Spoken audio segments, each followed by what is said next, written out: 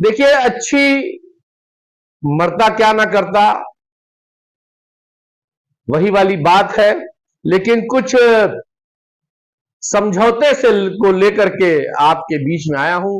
30 तारीख की जो तारीख पड़ी है दोस्तों, और जो समझौता दाखिल हुआ है सहारा सेबी विवाद पर, जो बंद लिफाफे में दाखिल हुआ है, जिसकी जानकारी सिर्फ दाखिल करने वालों लोगों को ही है, उनमें से कुछ चीजें सामने आई।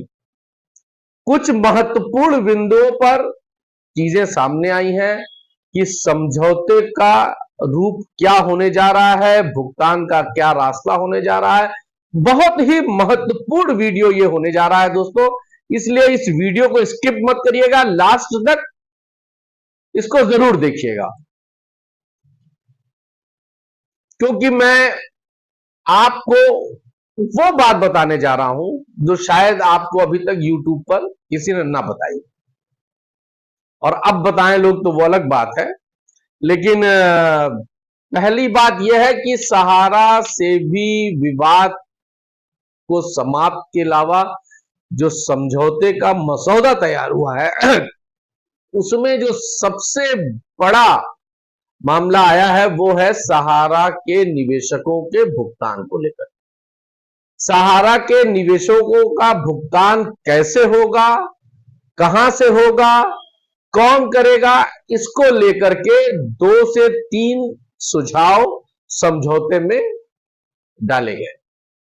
अब माननीय सुप्रीम कोर्ट को यह देखना है कि वो सुप्रीम कोर्ट इसको क्या तय कर सकता है। पहला सुझाव, पहली बात तो ये जानिए कि जो समझौते दाखिल हुए हैं वो एक्सेप्टेड है, माने सुप्रीम कोर्ट ने उन समझौतों को एक्सेप्ट किया है।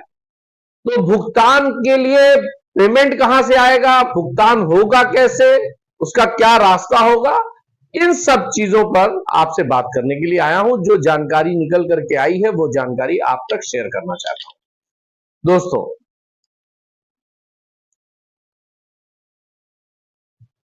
सहारा समूह, सबसे मुख्य रूप से यह है कि सहारा समूह के निवेशकों को उनका पैसा लौटाने की बात, उस पूरे समझौते में जो सबसे मुख्य बात है वो निवेशकों के पैसे को लौटाने की बात है। मैं बार बार कह रहा था कि सहारा प्रबंधन आपके पैसे को वापस करने के लिए कटिबद्ध है, सरकार भी कटिबद्ध है, सुप्रीम कोर्ट भी कटिबद्ध है, इसलिए कोई ना कोई खूबसूरत समझौता, कोई ना कोई अच्छा समझौता आपके बीच में, सुखद समझौता जो मैंने आपको वीडियो बनाया था वो आपके बीच में आ जाएगा। और वो समझौते की कुछ चीजें सामने आई हैं वो मैं आप तक शेयर कर रहा हूं। तो उसमें जो सबसे बड़ी बात है दोस्तों वो ये है कि पैसा लौटाने की बात, सेबी ने सहारा समूह की कुछ संपत्तियों को बेचकर निवेशकों को पैसा लौटाने का प्रस्ताव रखा है। सेबी ने उस समझौते में यह प्रस्ताव रखा है कि सहारा की संपत्तियों को बेचा जाएगा और उससे आने वाले पैसे से सहारा सेबी का भुगतान होगा। सहारा सेबी नहीं, सॉरी, निवेशकों का भुगतान होगा। यह सेबी ने एक प्रस्ताव रखा है और सहारा समूह को अपनी संपत्तियों का पूरा ब्यौरा देना होगा और निवेशकों की पूरी लिस्ट, निवेशकों की पूरी सूची सहारा को उपलब्ध करानी होगी। एक ये भी समझौते का मतलब एक पॉइंट ये है भुगतान करने के लिए। दूसरा जो है दोस्तों,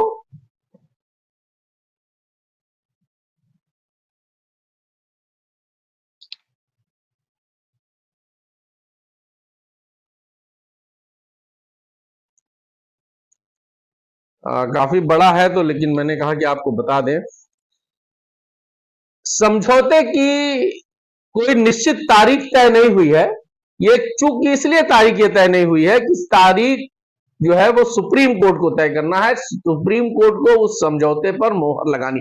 एक्सेप्ट तो हो गया है, अब सुप्रीम कोर्ट उन समझौतों को पढ़ने के बाद 30 तारीख को बहुत ज्यादा उम्मीद है कि इन सारे समझौतों पर मोहर लग जाएगी। तो इसलिए इसकी उम्मीद की जा रही है कि समझौता जल्द ही लागू हो जाएगा और निवेशकों को उनका पैसा मिलना शुरू हो जाएगा। एक ये चीजें हैं। दूसरी चीज यह है कि ये चीजें स्पष्ट नहीं हो पा रही हैं कि निवेशकों का भुगतान एक मुश्त होगा या किस्तों में होगा। समझौते की शर्तों के अनुसार सेबी निवेशकों को उनका पैसा वापस करने की प्रक्रिया की निगरानी करेगा। सेबी जो है वो पैसा वापस जो होगा उसकी निगरानी करेगा। इसलिए यह संभावना है कि सेबी ही यह सुनिश्चित करेगा कि निवेशकों को उनका पैसा उचित तरीके से मिले, चाहे वो एक मुश्त हो या किस्तों में हो।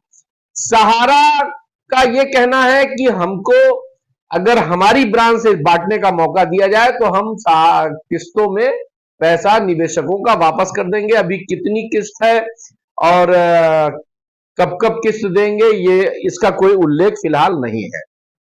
दूसरा चीज है, सहारा अपनी संपत्तियों की सूची और निवेशकों की सूची सेबी को उपलब्ध कराएगी और सेबी पैसे को बांटेगी।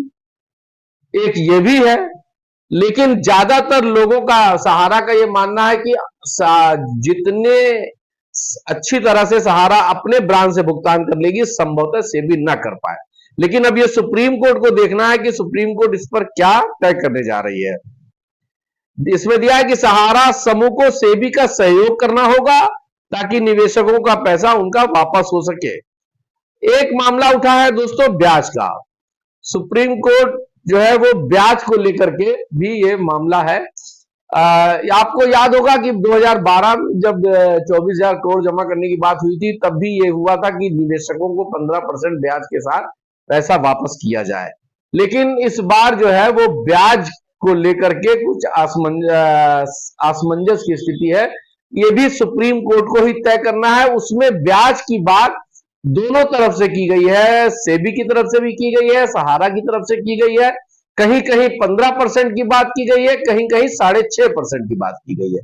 ये 6.5% जो सेविंग अकाउंट नेशनलाइज बैंकों के ब्याज का होता है उसको ही इस पर माना गया है। 6.5% देने की बात हो रही है, लेकिन सुप्रीम कोर्ट 12 में 15% की बात कर चुका है। अब ये सुप्रीम कोर्ट के हवाले से ये बात आएगी तभी चीजें क्लियर हो पाएंगी कि क्या ब्याज का क्या रूप होगा।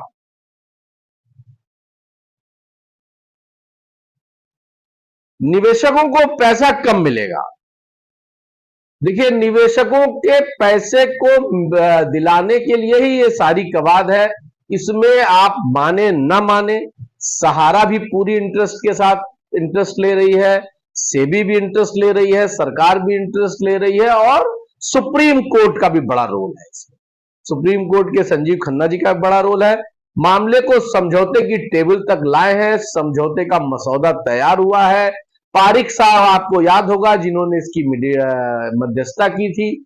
तो ये समझौते के कुछ पॉइंट्स कहीं से आए हैं, सोच तो मैं बताने से रहा, लेकिन ये 2-4 चीजें हैं तो मैंने सोचा आप तक शेयर कर दें कि दोस्तों सुप्रीम कोर्ट में जो दाखिल हुआ है उसमें से ये कुछ पॉइंट्स आए हैं। सहारा अपनी संपत्तियों का ब्यौरा देगी, सेबी उसको नीलाम करेगी और सेबी भुगतान करेगी, ऐसा एक पॉइंट है। दूसरा पॉइंट यह है कि सहारा अपने काउंटर से सेबी की निगरानी में भुगतान करेगी, एक पॉइंट ये भी है। ब्याज को लेकर के भी पॉइंट है, निवेशकों की पूरी लिस्ट को लेकर के का एक पॉइंट है और आपस में सामंजस्य अच्छा होगा इसको लेकर के बात है। इसमें चीजें धीरे धीरे खुल करके सामने आ रही हैं। 30 तारीख तक अगर मोहर लग गई तो जो मैं बता रहा हूं इससे ज्यादा और भी जानकारी आप तक अपने आप खुद ब खुद पहुंच जाएगी। अगर आपने हमारे चैनल को सब्सक्राइब करके बेल आइकॉन दबाया होगा तो मेरे चैनल से भी आपको ये सूचना मिल जाएगी।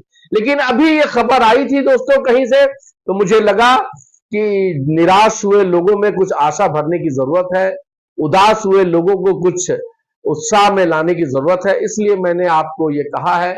यकीन मानिए कि आपका भुगतान होगा, पाई पाई होगा, ब्याज सहित होगा। लेकिन अब ब्याज पर बात 15% और 6.5% की है। मुझे तमाम निवेशक कहते हैं वसीम साहब सिर्फ हमारा मूलधन ही मिल जाए तो वो काफी है, लेकिन मूलधन के साथ साथ ब्याज के देने की भी बात चल रही है। अभी ये आप समझ लिए समझौते का 10% भी मैं आपको नहीं बता पाया हूं। अभी और भी चीजें अगर आती हैं इस बीच तो मैं आपको बताऊंगा। जितनी जानकारियां मिली हैं वो आप तक शेयर कर रहा हूं। 30 तारीख का इंतजार कर रहा हूं। 30 तारीख को सुप्रीम कोर्ट क्या फैसला करता है ये सबके सामने आएगा, उसके बाद आगे की कार्रवाई होगी। जय हिंद।